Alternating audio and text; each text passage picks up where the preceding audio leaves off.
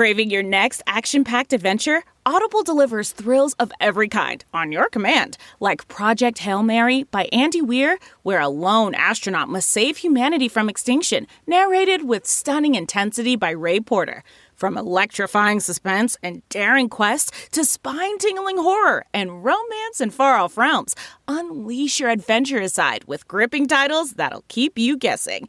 Discover exclusive Audible originals, hotly anticipated new releases, and must-listen bestsellers that hook you from the first minute. Because Audible knows there's no greater thrill than the one that speaks to you.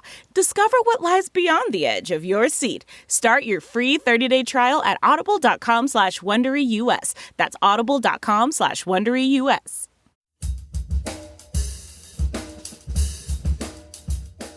I think we all have these areas of our life that make us feel stressed out or disorganized. And because we're so busy, we rarely stop and say, like, wait, am I doing this right?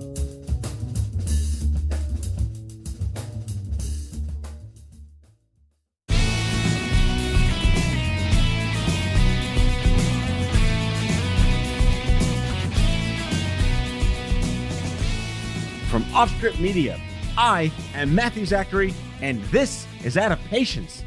On the show today, I welcome one of my advocate heroes, Erin Zammett Ruddy, a young adult cancer survivor that I met during the Live Strong days in the early 2000s.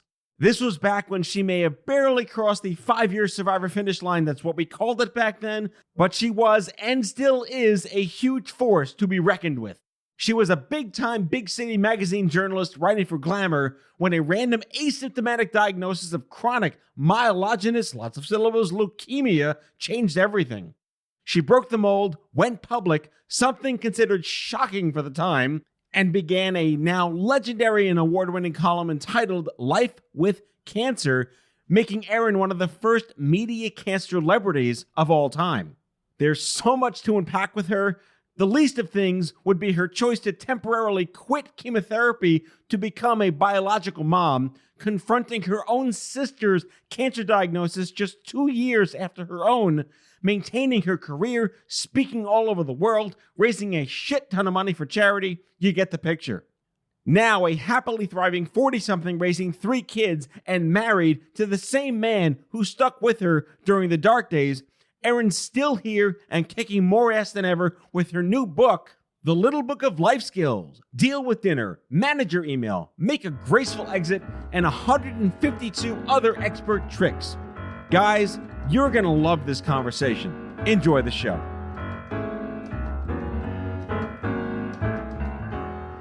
Erin Zammett Ruddy, welcome to the throwback DeLorean edition of Out of Patience, where we're going to go back in the time machine to the days of yore prior to, I don't know, all the crapness of social media, when things were simpler and we just plain old got shitty cancer. Welcome to the show. Thank you. That is quite the introduction. I love it. Now, for the listeners, we met a million years ago in the Mesozoic era when the word survivorship was kind of just a thing, and this idea of peer support and social support and we care about you as much as we care about your cancer was kind of just not really a thing. And I want to make sure that people listening realize we've come so far from the almost like the black and white TV days of the early 2000s.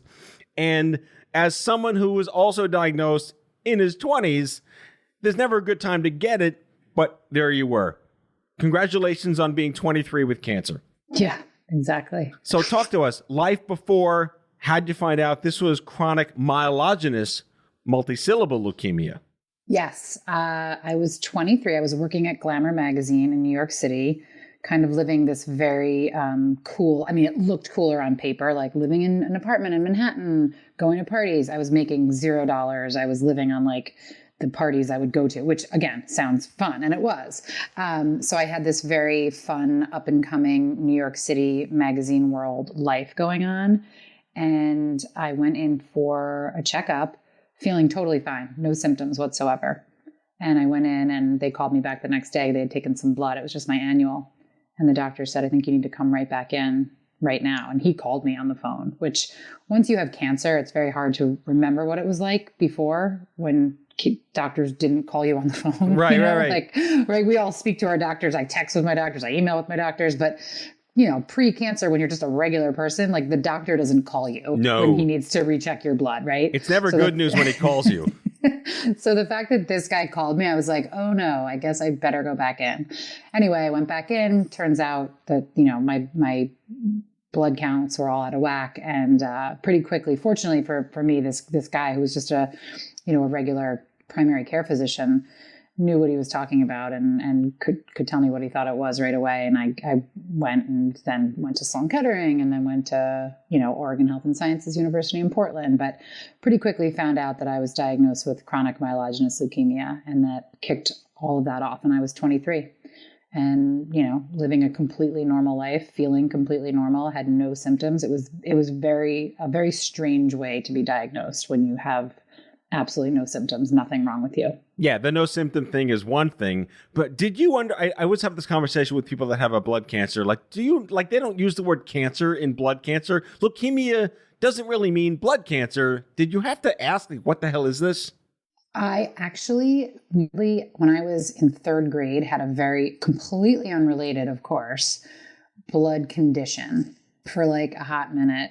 And at that time, I had to have a bone marrow biopsy because they thought it might have been leukemia.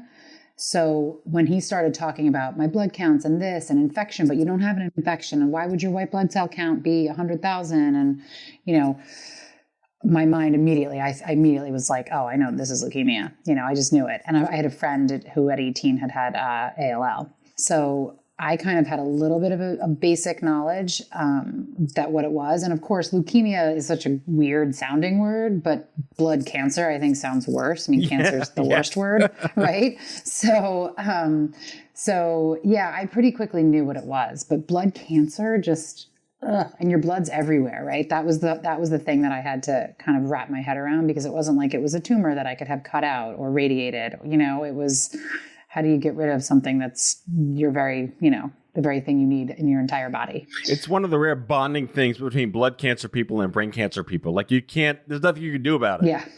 It's just there. Yeah. Can't get rid of your blood, can't get rid of your brain. It's just there. Nope. This alien body. So through this lens of young adult cancer, which of course is my universe and your universe back then, you were already with boyfriend, and you already had a job, and you were already in a place where you had like a sort of sense of structure, versus many of us who may have already still been in college or single or living with our parents. That was an odd advantage at the time that you didn't realize. You had Nick. I did, yes. I had a boyfriend who was, great. I mean, he was 22, I think. I was 23. And I mean, we had no idea what we were doing. I still, though, my mom and dad still came with me to my appointments. I was like, it wasn't like Nick was escorting me to all of my appointments necessarily, because my parents, you still, when something like that happens, you still kind of lean on your parents, especially as a young adult. And I was fortunate that they lived nearby. But yeah, I remember years later, Nick told me, and he's now, spoiler alert, my husband. We've been married for 15 years and we have 3 kids. I hope I'm not spoiling anything. It's all right. It's all good. Interview over. Yep. But he later told me that my mom, like in those very early weeks, said to him, this is probably going to be a tough road. And I totally understand if you want to like hit the road and not be a part of this. And he was so insulted.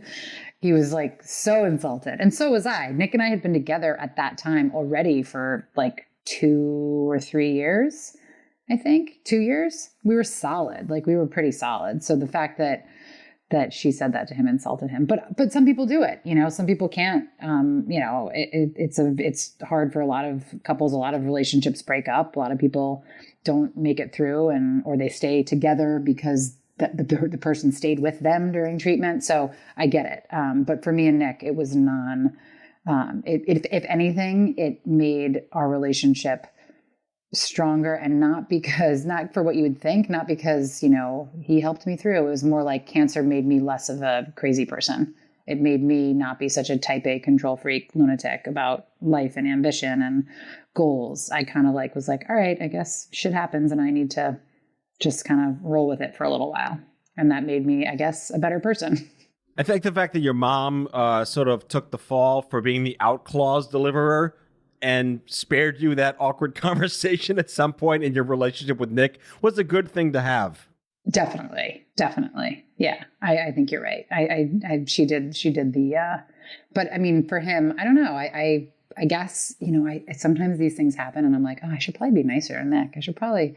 What do I owe him now? I don't know. I mean, it was a non-issue for him. He never even batted an eye about it. So yeah, I guess I should be nicer to him.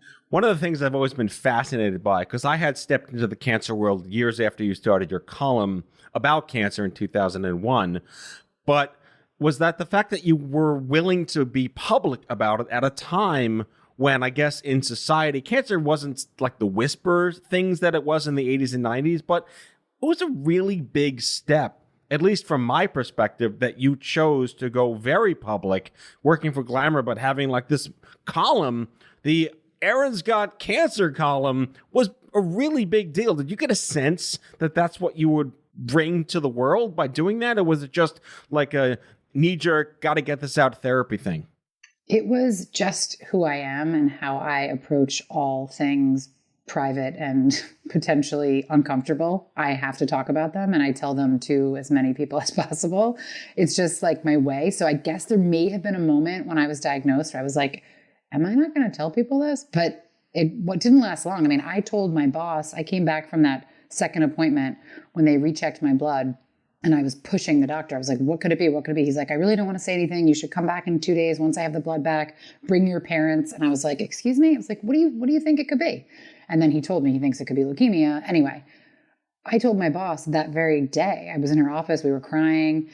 And I don't know. I guess it's because I like to control the narrative and I don't really like other people guessing how I might be feeling or thinking poor Erin or any of that. So I wanted to get ahead of it. And then quickly it became something that was very, very cathartic. And it just enabled me to look at this whole cancer, every part of it through the lens of a journalist as well.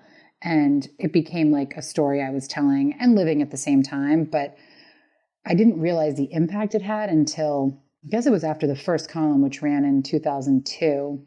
I got like quote unquote fan mail, but I got a letter from jail and I was like, oh my gosh, like people are reading this. Like, you know, at that time, like magazines were huge. There's millions and millions of readers and it was really cool. And then to see that I was helping people just by saying like, oh my gosh, like this is what happened, just literally just by sharing your story. And you know this obviously by now with everything you've done, like just saying it helps somebody. Just so one person says, "Oh wow, I'm not alone." So it wasn't that what I was writing was all that profound. I think it was what was profound is the fact that I was writing it, that I was sharing it so publicly. But again, that's just who I am, and it came naturally to me, and it doesn't for a lot of people. You know, my sister does not love to talk about her experience too much. She will, but she doesn't thrive on it or you know, find it therapeutic like I do. Right. And I wanted to get to the fact that, you know, it's kind of ironic to say cancer is a disease of the family, but then your sister said, I'm jealous, I'm getting cancer too in 2003. My God, shock to the system, unexpected another. Was she also asymptomatic? She was not. She was 7 months pregnant and had a rash all over her body, like for much of the pregnancy. And, you know, she'd gone to dermatologists, she'd gone to all these different places, and she didn't really know what it was about. And then she had a lump on her neck. And again, she was 27. So it's like, oh, you pulled a muscle, or oh, this, or oh, that. And, you know, when you're pregnant, weird things happen. And as we all know from the young adult cancer world, people love to dismiss young adults who have weird things going on because, you know, oh, you're young. It couldn't be X, Y, or Z. So she had the neck thing biopsied, and that's how they found out it was Hodgkin's lymphoma. And yeah, it was 18 months after I had been diagnosed. So it was crazy. And, you know, I had CML, I have CML, and I was able to take Gleevec. So here I am popping a pill, essentially. Melissa gets Hodgkin's lymphoma and has to go through very intense chemo radiation while pregnant, have the baby early. So it was really interesting to see, to watch what she was going through. And it again, just kind of like fueled my fire of like, I need to do whatever I can to share my story and to let people know that my life is being saved by a pill. I'm sitting here living a normal life, popping a pill while my sister is going, losing her hair, lived in Sloan Kettering for 6 weeks. But it was crazy to have the two of us in one family, that close together, that young, going through 2 blood cancers. Yeah, I don't want to understate the fact that, for the listeners, it is 2020 as we are recording this particular show. And back then, yes, magazines were kind of all we had to indulge in. Glamour, obviously, a phenomenal lifestyle magazine with a huge legacy. You had millions of people reading. Remember reading magazines? And you were able to channel all of this to reach millions of people. I love the cancer fan mail. I remember reading your column, I want to know this person. But you really were, and I've heard you referred to as this, the first literal cancer celebrity that wasn't a celebrity. And you didn't necessarily know what you were getting yourself into because this is innately who you are to be very open about this. But over the years, your column was read by millions of people. To the extent that you've been invited to speak and share your story and raise a fuck ton of awesome money to help incredible organizations do great shit. Where are you in the sense of today, married, 3 kids, 18, by the way, your blood cancer can vote right now, which is kind of a nice milestone if you think about it. I think my tumor can rent a Hertz car without ID 25. Right. So we're in a place to really joke about this. But looking back at that legacy of old school print, really making that dent before the internet, what's your sense of how we communicate today with cancer and people sharing their stories? Because it's almost too easy to do that. Yeah, that's a really good question. I mean, I because of the format, I was able to edit and think and really be careful about what I was putting out there and what I was writing. And so ultimately, maybe it was a more, it somehow had each column I wrote. So I wrote the column for 10 years in the magazine, and each column, there were some sad parts and ups and downs, but it generally had a sense of hope, I think. And I mean, look at what's going on now, even during the pandemic, this stuff. If I were writing a blog right now, it would be super depressing, Right. I'm not just because I would probably spew constant things. And I think it would maybe be an information overload. And I think I'm grateful that I was diagnosed in a time when there wasn't that. I couldn't read every single person's personal blog about their journey with CML, because it might have affected how I came at it from my own point of view. Does that make sense? I don't know. I think it's so nice right now that there's so much information out there, but I think so much information has to be handled carefully, and you have to really resist the urge to read everything. Right? Does that make sense? I don't know. I think the magazines were just kind of lovely and a nice way to do it. And I wrote a blog as well, and that was fun. And that I think was more in real time, but I don't know. I'm very glad that I'm glad I'm not in high school right now with social media, or even middle school. I think coming up when we did was it was simpler times. It was simpler times.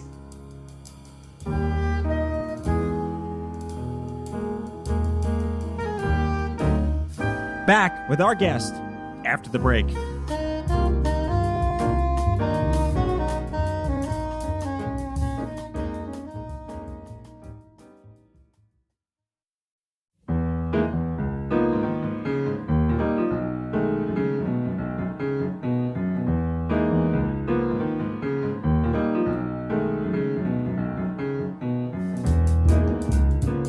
So, Erin, here we are, years and years later after our skirt with death and what we went through, and we're now, I would say, the survivor graduates, so to speak. We have families, we have kids, we're adulting, which is a good problem to have when you're not dying from cancer, I suppose. Now you're in a place, you wrote a book. And I remember the episode of Sex and the City where Carrie wrote a book and she's in the taxi with the taxi. She's like, the taxi driver's like, you wrote a book? That's amazing. I'm in the same place. I could never write a book. What inspired you to write a book, and what did it take to write a book? Well, I think so. I've been a magazine writer for 20 years, right? So I've been writing forever, and my job as a magazine journalist, editor, writer was to reach out to experts, get their best tips for all sorts of things in lifestyle, and bring it to the reader. But when I turned 40, I realized that I had the kids, job, house, all of that. Like on paper, I was fully adulting, but I still was not moving through my day and my life in an efficient way. I was like constantly shooting from the hip, feeling frazzled, feeling overwhelmed. I think we all have these areas of our life that make us feel stressed out or disorganized. And because we're so busy, we rarely stop and say like, wait, am I doing this right? Anyway, so I had this kind of moment where I was like, what if I just stopped and reached out to all these experts, because I am certainly no expert, and reached out to all these experts and found out how to do all these little things better. It was basically okay, Erin, it's time to, do these things correctly, talk to these people, get their information. But I did not want to have to like overhaul my whole life, right? I didn't want to add anything to my to-do list. So I wanted to get really small, quick how-tos, streamlined, simplified from big time experts. I wanted to talk to Bobby Flay about how to make a great burger, Ariana Huffington about how to take a nap or unplug, Hoda Kotb about how to start your day feeling positive. All these little things that I felt like if I could do those little things well would have a big impact on my day and my life. And so I set out to write this book. My agent and I came up with a proposal. That was 2 years ago. And, it all went off. I just found out they're publishing it in Vietnam. I found that out today. So the book came out in September of 2020, and it's continuing to be published all over the world, which is really cool. And I'm just basically in the middle of launching a book during a pandemic, which is really fun. Yeah, like just a pandemic launching a book. So the book is called The Little Book of Life Skills, Deal with Dinner, Manage Your Email, Make a Graceful Exit, and 152 other expert tricks. I need to ask, is one of those tricks teaching your kids to clean up after themselves? Actually, so if there's not a ton of parenting, but yes, one of the things is this idea of don't put it down, put it away. And it's just a simple mantra. You should try it with your kids this week. Honestly, it's like, instead of kicking your shoes off, put them in the closet. Instead of putting the dish in the sink, put it in the dishwasher. Close the loop. But with kids, the most important thing is making sure everything has a home so that they can put it in its home. So it might require spending a little time figuring out where all these things go and then having them close that loop. But yeah, don't put it down, put it away. I say it all the time. Ask my kids. I'm a real treat. You may have just entirely changed my entire parenting skill dynamic just with that little. That is practical stuff.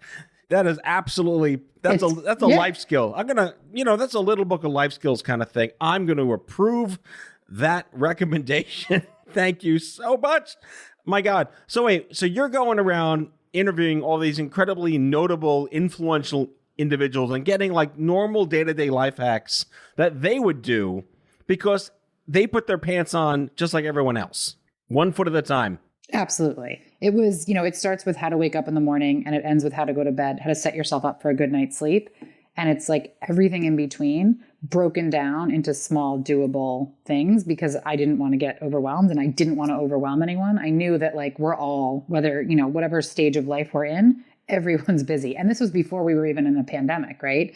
Now it's like, nobody wants to add anything hard to their to-do list. So these are things like, little things that anyone can do, but they have such like what I just said, don't put it down, put it away. Or waking up in the morning and getting out into the sunlight first thing to stop the melatonin drip in your brain. That has changed everything for me.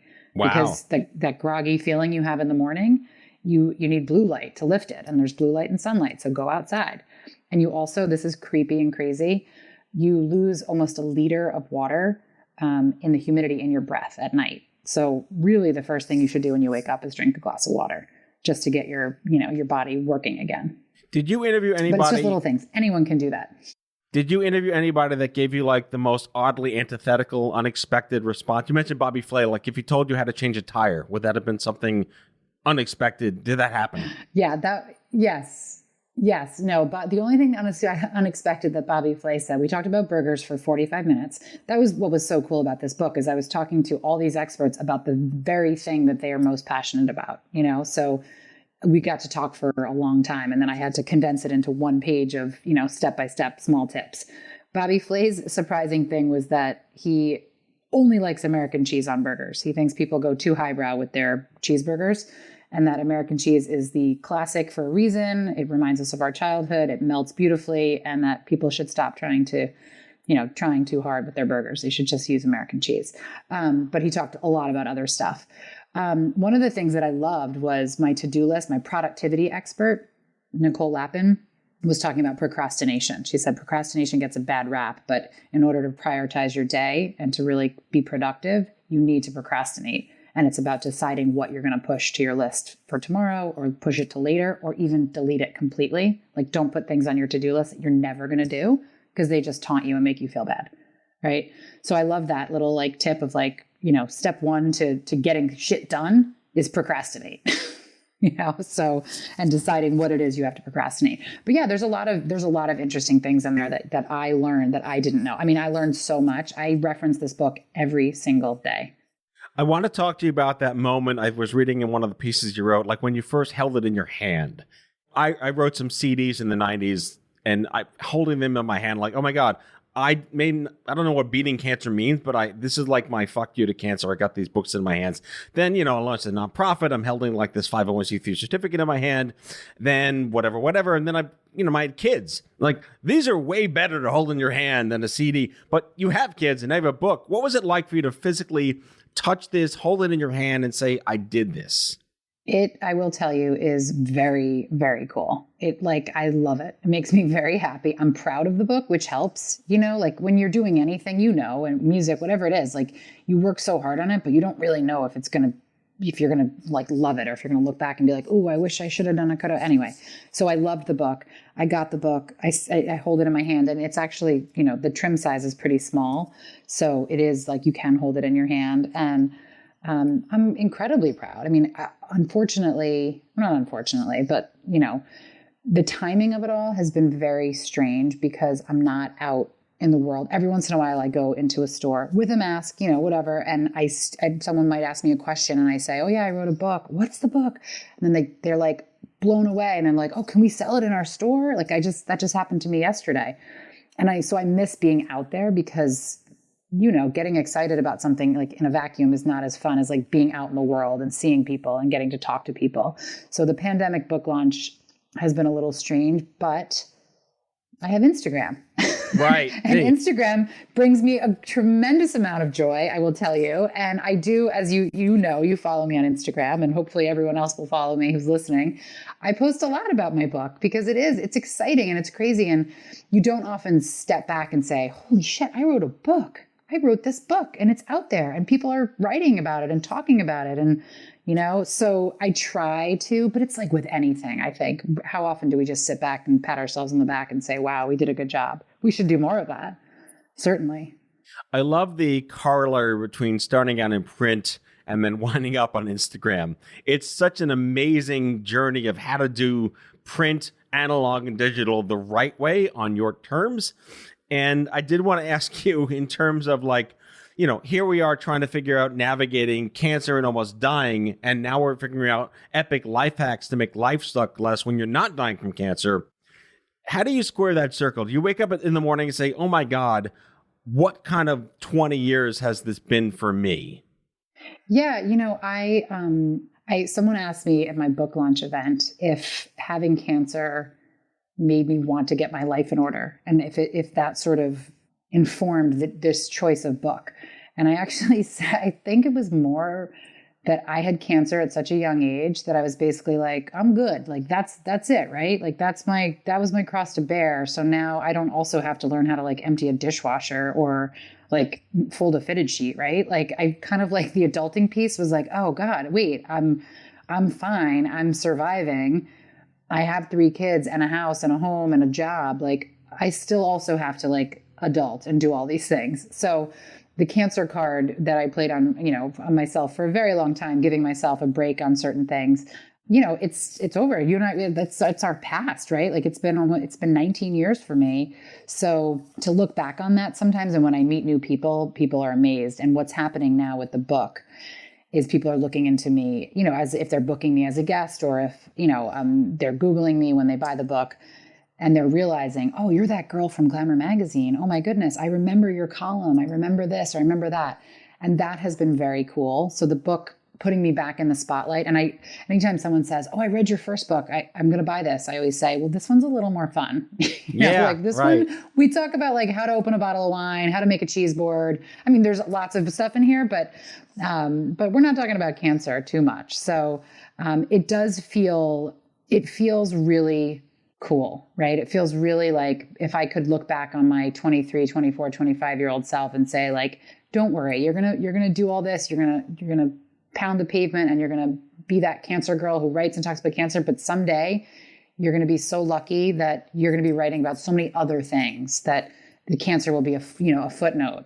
Oh, she also wrote this book. Do you know what I mean? So it does feel very cool. But at the same time, I'm grateful that people are digging up that part of my story, because I don't know about you, but I like to be reminded of that. I think sometimes we forget, and it's a luxury to be able to forget. But I think to be reminded of what we went through, what we came through, what we survived, and also how lucky we are is important. Because when you have kids in a house and a job and all that, you're just like, sometimes you're just putting one foot in front of the other, hoping to get to bed so you can watch some Netflix before passing out, so I think it's nice that part of my history is being kind of brought back up a little bit. Yeah, every now and then someone says, I still have your album. I'm like, you own a CD player? Like, no, I don't, but I still have your album on the shelf. I'm like, oh, thank you very much. Or like, I just downloaded one of your songs from iTunes, and I say, thank you for 16 cents. Enjoy the song. Here we are, whatever. But you're right. It is a wonderful reminder of how far we've come. And to all the people that are listening to the show that have gone through hell and back and that are happily still here, again, with good problems to have. I mean, I would even conjecture to say surviving a pandemic is still better than dying from cancer. So all things in perspective, personally and professionally. One last question for you, and I do want to have a second show because I think you and I could opine on parenting. You write for Parenting Magazine. Through the lens of your being a mom with 3 children, again, in 2020 during a pandemic, what, if any, has been 1 or 2 specific saving life hacks for you to balance all the insanity? Okay, so there's a lot. Pick Open 2. a bottle of wine. No, I'm just kidding. For sure. I'm just kidding. So in addition to the don't put it down, put it away, which is it comes in a lot of handy around here, I would say the calm down before reacting, which is one of the life skills in the book from David G. He's a meditation expert, and he has this 16-second breath that I highly recommend. And you breathe in for whatever you're doing. You're stressed out before you're going to send an email, send a text, deal with your kids, go to dinner, whatever it is. You breathe in for 4 seconds, you hold the breath for 4 seconds, you breathe out for 4 seconds, and you hold the exhale for 4 seconds. And it's about interrupting the pattern in your brain, and it resets you. And it's just so important to be able to do that. And do I always do it? No. Do I forget sometimes? Yes. And just react. But I think, in the last 9 months, there's been very little, alone time, private time, like time to have a conversation without being interrupted. So that take a deep breath before reacting has been really important. And then one just more practical thing that I love is Sync Zero, which is like inbox zero. And this comes from Rachel Hoffman. She's my tidy room expert, but she just says like, try to get to Sync Zero at least 1 time a day. And I don't know about you, but we were cooking and cleaning and cooking and cleaning like 85 times a day. Like it's insane how much people need to eat. And when you're home during a pandemic, all you want to do is eat. The first 6 months, I feel like that's all we did. So there was a lot of kitchen cleaning, and this idea of Sync Zero that I always say to Nick at the end of the night, I'm like, we have to get to Sync Zero, because if you wake up in the morning and there's even 1 or 2 dishes in there, it just compounds throughout the day. And so I think the overall thing that has stuck with me during this time is just being considerate of my future self, like doing the hard thing right now, just a little bit, so that in the morning or the next day, my future self can wake up to an empty dishwasher and a cleaned out sink. So Sync Zero, calming breath, cheese boards, opening wine, all of it. I use it all. And American cheese only on your cheeseburgers. Yes, and put the thumbprint in. That's a good one to read, but he always puts a thumbprint into the burger patty before he cooks it so that it doesn't puff up. And then you have to push the spatula down, which you don't want to do because all the juices run out. So all sorts of little life hacks in the book that are more fun than getting your sink to sink zero. But I just love that. I love that idea of sink zero. And it's amazing how infrequent we get there. Erin Zammett Ruddy, journalist, writer, blogger, speaker, advocate, philanthropist, awesome human being, and author of The Little Book of Life Skills, Deal with Dinner, Manage Your Emails, Make a Graceful Exit, and 152 other expert tricks. Thank you for this amazing reunion and for joining us here on Out of Patience. Thank you so much. This was so fun. I can't wait to come back. That's all for today, folks. If you like the show, be sure to subscribe, leave a review, follow us on social, and tell all your friends to listen. Out of Patience with Matthew Zachary is a product of Offscript Media. Our executive producer is Matthew Zachary. Our senior producers are Jen Horangeff and Andrew McDowell. Darren Tunn is our production intern. It is recorded, mixed, and edited by Matthew Zachary. Our theme music is by the Mike Van Allen Quintet and by Mara. For advertising and media inquiries, email media@offscript.com. Hit us up at contact@offscript.com to share comments, feedback, and make guest recommendations. For more information, visit offscript.com.